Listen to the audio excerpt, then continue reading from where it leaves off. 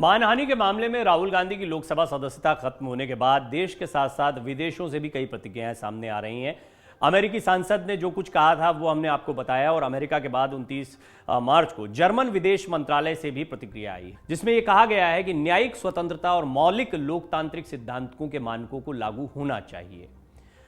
अब राहुल गांधी का मामला जो है वो काफी दिलचस्प होता जा रहा है। अंतर्राष्ट्रीय स्तर पर कैम्ब्रिज यूनिवर्सिटी में जो भाषण दिया था राहुल गांधी ने, उन्होंने लोकतंत्र के मुद्दे को उठाया था और साथ ही साथ कई विदेशी लोगों से या अन्य देशों से ये मांग की थी कि वो इस मामले में हस्तक्षेप करें। हालांकि देखिए, मैं आपको बार बार बताता हूं कि राहुल गांधी ने इससे इनकार किया कि उन्होंने इसको मुद्दा बनाया गया बीजेपी की तरफ से। ये दोनों ही चीजें, दोनों पहलू आपको तय करना है। राहुल गांधी का वो भाषण या उसकी महत्वपूर्ण बातें जो हैं वो सबके सामने हैं, लेकिन इसको बड़ा मुद्दा बीजेपी की तरफ से बनाया गया है। बीजेपी का ये दावा है, ये आरोप है कि राहुल गांधी ने भारतीय लोकतंत्र में अन्य लोगों को हस्तक्षेप करने के लिए आमंत्रित किया, जो बहुत ही गंभीर मसला है। अब जर्मन प्रवक्ता की प्रतिक्रिया आ रही है या जर्मन सरकार की इसको एक तरीके से प्रतिक्रिया माना जाएगा, तो ये भी एक महत्वपूर्ण मुद्दा बन जाता है। आपको बता दें कि राहुल गांधी के मामले में जर्मनी या किसी अन्य यूरोपीय देश की ये पहली प्रतिक्रिया थी। इससे पहले अमेरिका ने भी इस मामले को लेकर टिप्पणी की थी।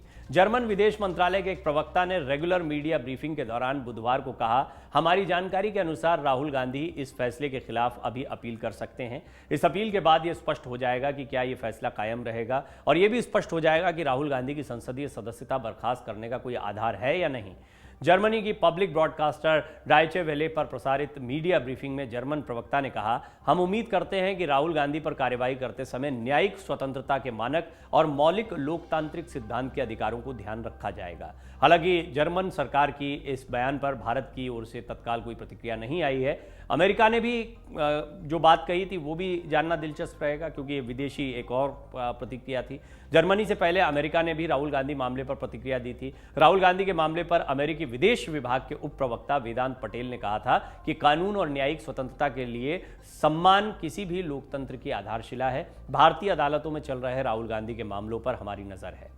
पूरा मामला क्या है? सूरत की एक सेशंस कोर्ट ने राहुल गांधी को 2019 में कर्नाटक में एक चुनाव प्रचार रैली के दौरान मोदी सरनेम टिप्पणी पर मानहानि केस में 23 मार्च को 2 साल कैद की सजा सुनाई थी। इस मामले में राहुल गांधी के खिलाफ सूरत पश्चिम से बीजेपी विधायक पूर्णेश मोदी ने मानहानि का केस दर्ज कराया था। दोषी ठहराए जाने के एक दिन बाद लोकसभा सचिवालय ने उनकी सदस्यता को रद्द कर दिया था। राहुल गांधी केरल के वायनाड संसदीय क्षेत्र से सांसद थे। इसमें कोई दो राय नहीं कि भारत की लोकतांत्रिक व्यवस्था में किसी भी तरह का हस्तक्षेप, अंतर्राष्ट्रीय हस्तक्षेप, ये ठीक नहीं है। और कई अंतर्राष्ट्रीय जगत की अगर हम देखें तो राजनीति दो तरीके से चलती है। एक हमारी आंतरिक राजनीति है और दूसरा एक वैश्विक राजनीति है। वैश्विक राजनीति के मोर्चे पर प्रधानमंत्री मोदी खासे लोकप्रिय हुए हैं। लोकप्रियता के साथ साथ भारत की एक मजबूत स्थिति अर्थव्यवस्था के लिहाज से और दुनिया के अन्य देशों के सहयोग के लिहाज से भी दिखाई देती है। अब राहुल गांधी के मुद्दे को उठाने की जो बात है वो एक मौका है कई ऐसे देशों के लिए जो भारत पर हमला करने के लिए या भारत के खिलाफ कुछ बोलने के लिए या भारत की लोकतांत्रिक व्यवस्था पर प्रश्न चिन्ह खड़े करने के लिए कई बार बोलना है। दुनिया का सबसे बड़ा लोकतंत्र है भारत, और भारत की लोकतांत्रिक व्यवस्था की वाहवाही हमेशा से होती आई है। सबसे प्राचीन सभ्यता, सबसे प्राचीन संस्कृति, सबसे बेहतरीन लोकतंत्र। निश्चित तौर पर इस पर टिप्पणी करने के लिए जो भी नए देश हैं, खुद को कथित तौर पर बहुत मजबूत, बहुत शक्तिशाली पाते हैं, वो टिप्पणियां करते रहते हैं।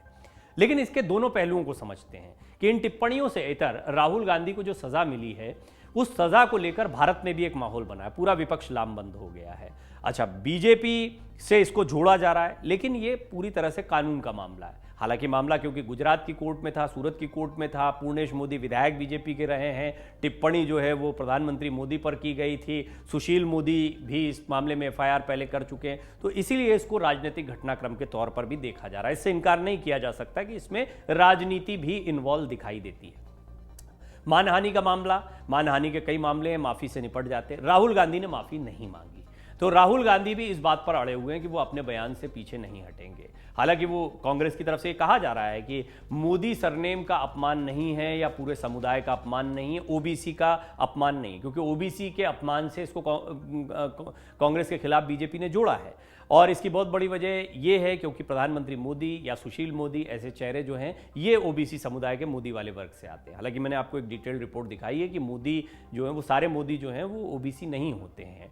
आपको मुस्लिमों में और पारसियों में भी मोदी सरनेम मिल जाएगा। खैर, ये विमर्श का एक अलग मुद्दा बनता है, लेकिन राहुल गांधी को जो सजा हुई है उससे भारत की राजनीति तो गरमाई हुई है, दुनिया के अन्य देश भी दिलचस्पी दिखा रहे हैं और अमेरिका के बाद अब जर्मनी ने भी अपनी प्रतिक्रिया दी है।